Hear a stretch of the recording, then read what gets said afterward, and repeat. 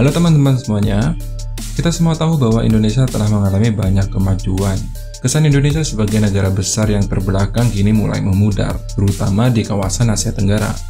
Sebelumnya pada tahun 1998, Indonesia tampaknya tidak memiliki pengaruh yang signifikan di kawasan ini, bahkan terkesan didikte oleh negara kecil seperti Singapura.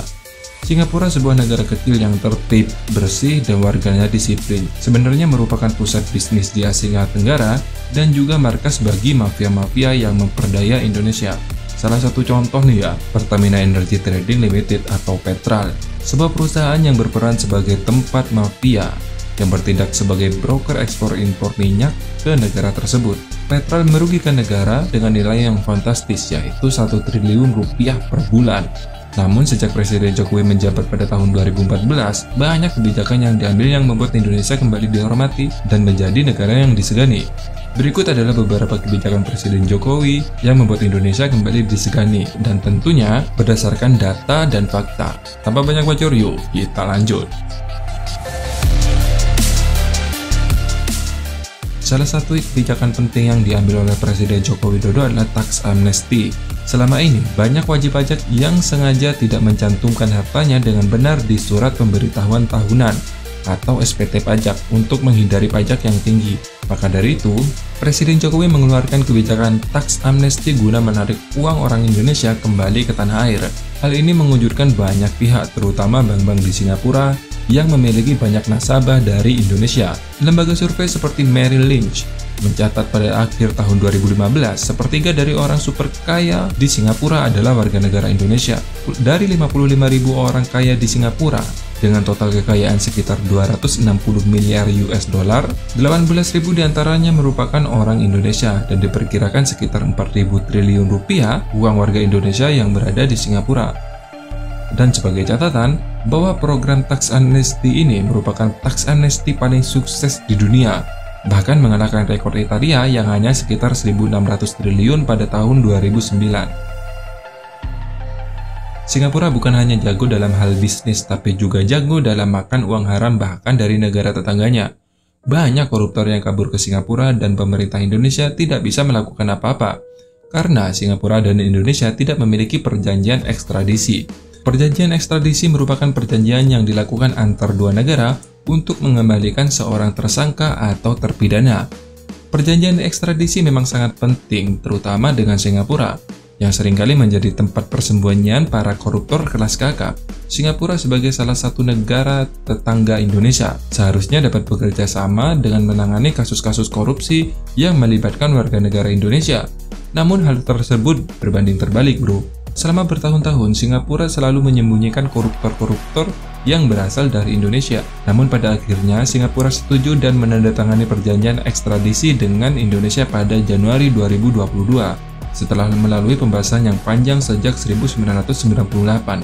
Hal ini menunjukkan bahwa Indonesia tidak lagi menjadi negara yang lemah di mata Singapura, dan mampu menekan agar Singapura mau bekerja sama dalam menangani kasus-kasus korupsi yang melibatkan warga negara Indonesia. Dengan adanya perjanjian ekstradisi ini, maka koruptor kelas kakap yang melarikan diri ke Singapura tidak lagi merasa aman dan dapat ditindaklanjuti secara hukum. Hal ini dapat memperkuat pembatasan korupsi di Indonesia dan memastikan bahwa pelaku korupsi tidak dapat lagi lolos hanya dengan kabur ke Singapura, bro. Siapa sangka nih bahwa Singapura meskipun tidak memiliki ladang minyak, mampu menjadi salah satu produsen BBM terbesar di dunia. Dan bagaimana bisa? Ternyata Singapura memiliki kilang minyak yang besar dengan kapasitas yang sangat besar pula. Ada Shell Pulau Bukom dengan kapasitas 500.000 barel per hari, ExxonMobil dengan kapasitas 600.000 barel per hari, SRC Jurong Island dengan kapasitas 300.000 barel per hari. Total produksi mereka saat ini 1,3 juta barel per hari. Itu setara dengan 2 kali lipat produksi Indonesia, bro. Sementara negara penghasil minyak dengan perusahaan Petronasnya yang dibanggakan, kilang minyak terbesar mereka hanya mampu memproduksi sekitar 300.000 barel per hari, yaitu kilang minyak Petronas Rapid, dan itu pun baru tahun 2019 kemarin beroperasi. Dan bahkan total produksi Malaysia saat ini tidak sampai 600.000 barel, bro, per hari. Lantas nih, bagaimana Singapura bisa sepower itu? Ternyata nih, Singapura dari dulu udah bertahun-tahun bro membeli minyak mentah yang berasal dari Indonesia melalui broker setan bernama Petral, seperti yang saya sebutkan di awal. Perusahaan ini menjual minyak mentah dengan harga yang murah ke Singapura, sehingga merugikan negara hingga mencapai 2 miliar rupiah per hari. Oleh karena itu, pada tahun 2015, Presiden Joko Widodo berhasil membubarkan perusahaan setan ini bro. Meskipun banyak yang menghalanginya, tahu sendirilah. Bahkan Dahlan Iskan pun mengatakan bahwa untuk membubarkan Petral ini harus menghadapi 7 lapis langit bro. Sarkasnya kayak gitu. Presiden Joko Widodo sadar akan pentingnya kilang minyak sendiri untuk Indonesia. Dan pada tahun 2019, beliau berencana membangun 6 kilang minyak sekaligus.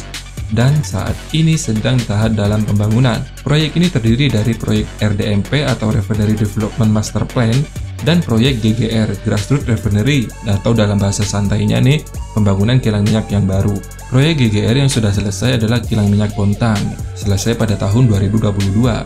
Dan proyek RDMP yang akan segera selesai nih pada akhir tahun 2023, yaitu kilang minyak yang ada di Balikpapan, dan rencananya beroperasi pada tahun 2024.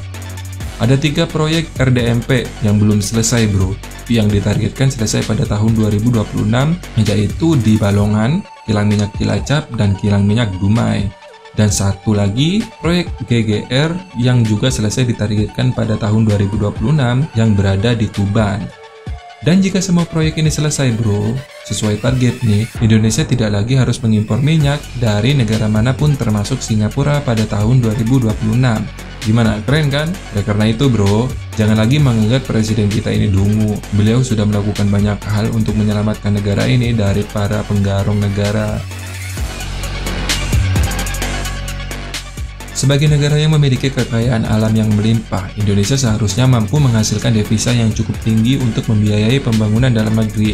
Namun selama ini, banyak orang yang menyimpan uang hasil ekspor ke luar negeri, terutama di Singapura. Ini tentu saja menjadi salah satu masalah besar bagi pemerintah Indonesia dalam menguasai aliran uang di dalam negeri. Untuk mengatasi ini, Presiden Jokowi mengeluarkan peraturan pemerintah nomor 1 tahun 2019 dengan harapan orang Indonesia tidak perlu lagi menyimpan uang di Singapura dan tidak perlu lagi menyembunyikan uang dari pajak. Tapi bro, kenyataannya masih banyak orang Indonesia yang menyimpan uang di Singapura.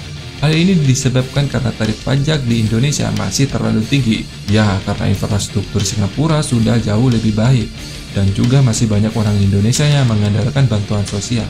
Melihat kenyataan bahwa pengawasan pajak yang dilakukan oleh pemerintah Indonesia masih belum memuaskan, maka PP nomor 1 tahun 2019 ini direvisi bro saat ini nih bro.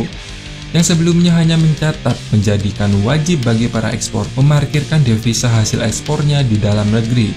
Dengan aturan ini tidak ada lagi uang yang kabur ke Singapura untuk menghindari pajak.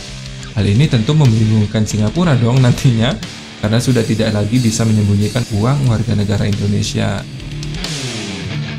Nah bro, sekarang Indonesia sudah punya taji kembali, sudah bisa memperkuat diplomasi negara, bahkan berhasil menekan Singapura hingga mau menandatangani perjanjian ekstradisi dan sebagainya.